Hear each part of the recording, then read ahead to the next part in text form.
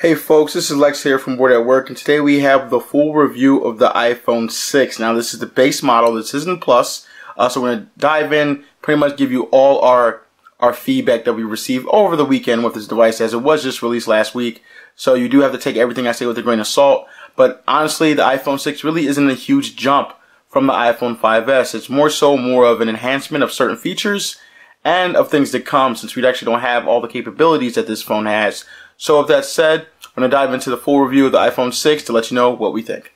The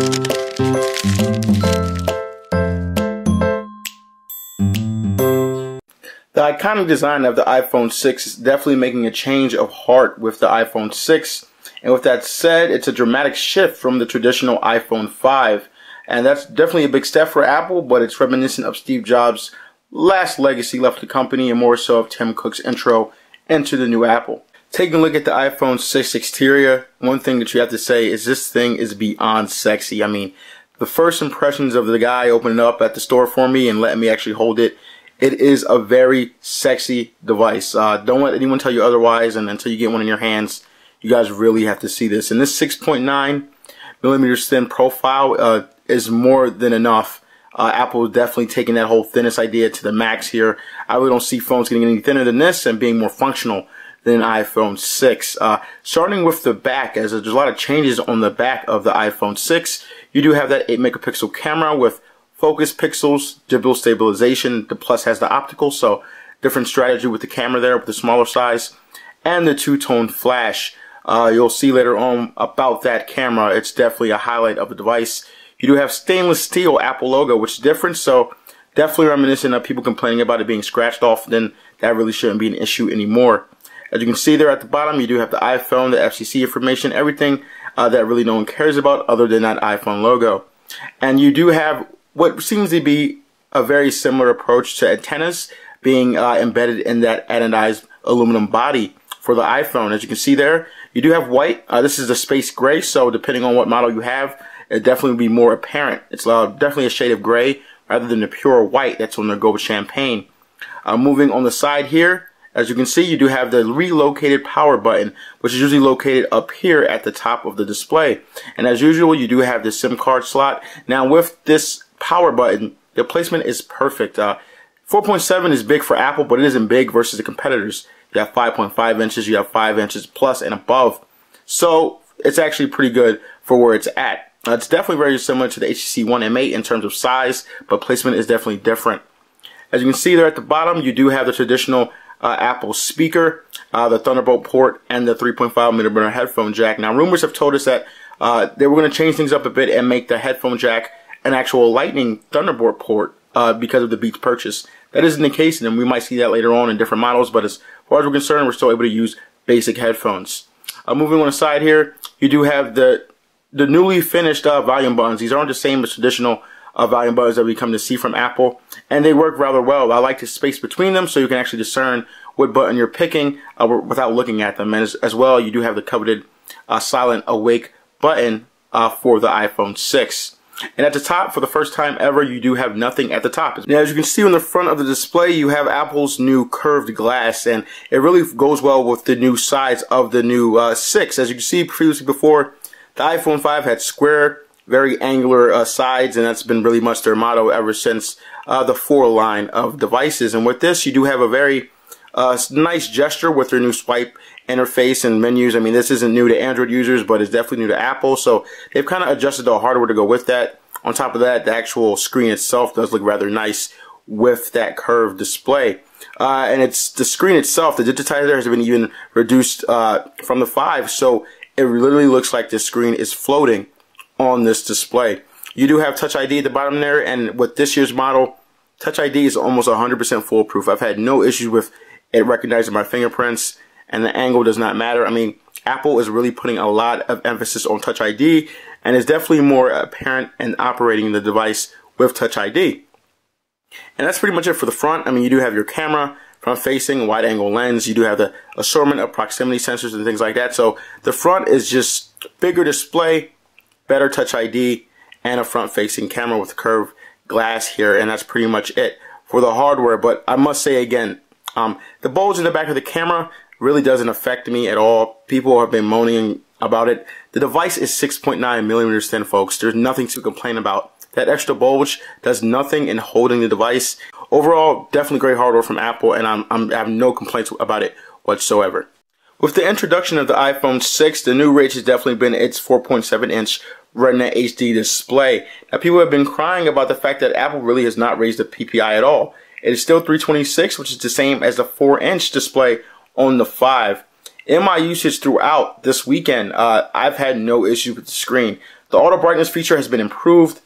The brightness and contrast has definitely been improved, and the blacks have been deepened. I mean, you really can't compare pixels to the actual black body on the iPhone 6, and that's something that Apple has changed and is very different from them. Overall, though, I would like to see a bumper resolution for the next model, but for this year's model, there's really no problem with that display. The iPhone has been known for being one of the best cameras in the mobile industry for quite some time now. It used to be one of their weaker points, but now it's one of their strengths. And other than the Nokia Lumia line of cameras and the Galaxy S5 per se, you're not really going to find a better one. And with the iPhone 6 here, they've improved upon that idea. We do have camera samples, we do have video samples now. You guys have commented, you guys don't think that the video represents how well the iPhone 6 camera is. So all I have to do is go to an Apple store, buy one, do what you got to do to actually get the chance to actually use the camera. We do have the information provided for you. You can check in the description below for the links to the photos and video. But other than that, you got to take my word from it, guys. This camera will replace your point and shoot. Okay, that isn't Apple fanboyism. I have Android devices. I have iPhone devices. This camera is amazing. Okay, and that accounts for the bulge in the back there. They have digital stabilization, which is very different from optical stabilization. But that two-tone flash, the super duper slow motion at 240 frames per second, the whole package. I mean, everything's clear. Colors are more vibrant. I mean, we really can't not do it justice. You guys just have to use the camera. And with that said, if you're really looking for a better experience, you have to get the Plus, and that's pretty much the disadvantage for the 6. Because of the optical image stabilization that's in place on the Plus and not the actual base model, I really can't recommend you getting this phone for the camera. I would be doing you a disservice. So with that, you really have to take a look at what you really want in a camera phone or a phone in general. Me, I'm perfectly fine with this camera. I'm no photographer. I do video on YouTube and things like that. But in my day-to-day life, this camera is more than enough, guys. You guys have to take my word for it. Flash is great, super slow motion. Pixels and clarity are insane. Exposure can be adjusted on the fly. The UI is the same as it was, and iOS 8 has just improved upon that with the speed.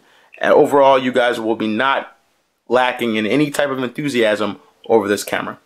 Touch ID on the iPhone 6 is definitely another reason why you might think about upgrading from your 5 or your 5S or your 4 or your 4S. Now, on the 5 and the 5S, you do have Touch ID. I mean, there's not really that difference in terms of looks and functionality. It's the same concept, but the thing is about accuracy and how often you actually use Touch ID. Now, in 5S, it's pretty much was to unlock your display. That was pretty much it.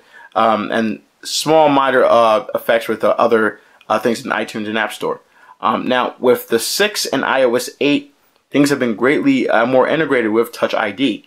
For instance, if you have an app that's a banking app or PayPal, all you have to do is use your fingerprint to unlock it instead of putting in a passcode or your information. It's very seamless, it's very fast, and over time, you come to already know what you'll need to do when you press that app. So your thumb will be already there. It's almost instant access to your information without the fumbling of a keyboard and passcodes and things like that. On top of that is the fact that Touch ID can be used almost at any angle. I've tried to get it to be inaccurate depending on the way I was holding it, and I even tried things that just aren't practical, things that will never happen, maybe using your fingerprint upside down, and it still works. Okay, so Apple was definitely putting an emphasis on Touch ID, its importance, and when Apple Pay comes into play, you have to have an accurate Touch ID. Now, that's not to say the 5S won't do you good. I'm just saying that from a previous 5S owner and upgrading to the 6, it's an apparent and obvious upgrade for that case. The most frequent question that I've been asked about the iPhone 6 is, why even upgrade? I mean, the display is the same in resolution. I really don't care about a bigger display at all. Cameras are great for me. I really don't need anything else. I'm not a photographer, so why even get the iPhone 6 and spend a whole bunch of bucks to upgrade? And the answer actually lies right there, guys. And you're like, what are you showing me? What is this? That is the spot of Apple's new NFC chip. Okay, now this is different from Android. Now Android is very open And with other Android devices, NFC can be used universally and ubiquitously. It really doesn't matter where or the platform. If it accepts NFC payments, usually your Android device will be able to be compatible with it. And with Apple, they've pretty much locked down the NFC chip. It cannot be used for anything else but Apple Pay. And in retrospective, that might be an issue, but in the grand scheme of things, that is awesome because Apple Pay is a great thing. Now, I can't showcase Apple Pay because we don't have it yet. Now, it's something that's going to be coming out in October, and we'll be sending an update for iOS 8 later on in that month.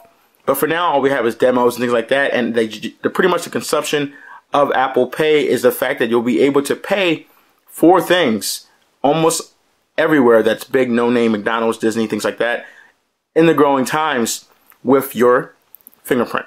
And that's with Touch ID here. And pretty much Apple used their secure way that's very different from iCloud, which isn't secure. And they're pretty much preventing people from knowing who you are, where you're coming from, your information, how to access that, and the time it takes to actually make purchases. Commerce has been something that's been tackled for a while now, and it's definitely hasn't been tackled well. And Apple seems to think that they have the answer. So with the iPhone 6 review that we have right now, we're going to take that with a grain of salt and let you know how Apple Pay really is. But that is a huge feature for them, and it's something that definitely adds to purchasing an iPhone 6. It's something you really have to think about when getting the device. With that said, this is pretty much a yay or nay type of device from Apple. I'm yay. I love the device, and if you're looking to purchase it, you can get it from a wide range of places, from any carrier. That's pretty much top 4. You can definitely get it off Apple.com or in store. That is definitely up to you. Good luck. I was in line since 4 a.m. getting this thing, so it's definitely something that you have to seek currently since stock is low. If you want the Plus model, good luck with that as well. There's about a 6-week backlog for that device, so it just depends on what you want, what you need, and can you get it, because it is a very expensive device in general. Be sure to like, share, favorite the video, comment in the sections below. Be sure to subscribe to our channel if you haven't already to continue to see great content from us when you need it, when you got it. That's us. And be sure to always enjoy your entertainment, guys, because that's what we do here. Thank you, folks.